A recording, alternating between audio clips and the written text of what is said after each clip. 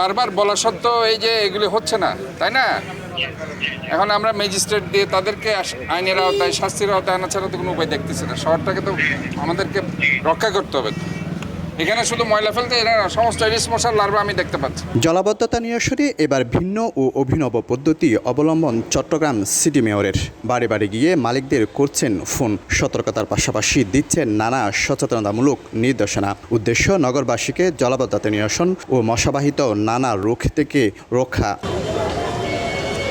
বুধবার দুপুরে নগরীর বহদ্দাহাট ও চকবাজার সহ নানা এলাকার খাল নালা পরিদর্শন করে সতর্ক করেন নগরবাসীকে। কন্টিনিউয়াস প্রসেসে যে নালা খালগুলো যে পরিষ্কার করার আমাদের যে ছিল, সেখানেও একটা স্লথ গতিতে অবশ্যই হয়েছে। তো আমি এখন সরজমিনে পুরো চট্টগ্রাম শহর আমি দেখছি। আপাতত আমি চকবাজারে এসেছি।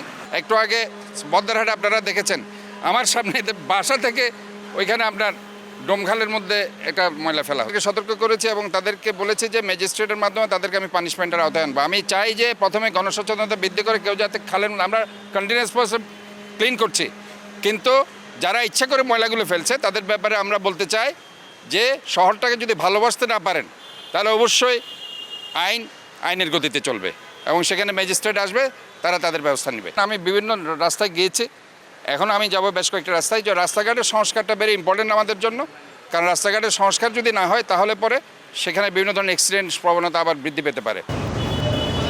সম্প্রতি নগরীতে বেড়েছে ডেঙ্গু ও চিকুনগুনিয়ার প্রাদুর্ভাব, তাই মশার লার্ভা ধ্বংসে নানা পদক্ষেপ সিটি কর্পোরেশনের। মশার নিধনের জন্য আমরা আসলে অনেক জনসচেতনতা প্লাস আমাদের যে মশার ওষুধ মারা, সেটা আমরা হাই কোয়ালিটির মশার ওষুধ মারা হচ্ছে নিয়মিত। পাশাপাশি আমরা এনফোর্সমেন্টও করতেছি, ম্যাজিস্ট্রেটের মাধ্যমে মোবাইল কোর্ট পরিচালনা করছি, যাতে করে এই মানুষ যাতে একটু সচেতন হয়। আমাদের যে পাশে ড্রেনগুলো আছে, ড্রেনগুলো আমরা একদম রেগুলার ক্লিন করতেছি, যাতে করে কোনোভাবেই আপনার ড্রেনে ময়লা না থাকতে পারে। পাশাপাশি আমাদের যে সিডিএর সাথে আমাদের ভালো সমন্বয় রয়েছে, সিডিএর সাথে আমরা কোঅর্ডিনেশন করে ওনাদের যে খালগুলো করা হচ্ছে সেগুলো যাতে দ্রুত গতিতে সম্পন্ন হয় সেই ব্যবস্থা করা হচ্ছে। নগরীতে 800 কিলোমিটার দৈর্ঘ্যের 700-র বেশি সড়ক রয়েছে। চলমান বর্ষায় ক্ষতিগ্রস্ত নানা সড়ক মেরামত ও সংস্কার কাজ ঘুরে ঘুরে তদারকি করছেন খোদ মেয়র। শফিকুল আলম, সময় সংবাদ, চট্টগ্রাম।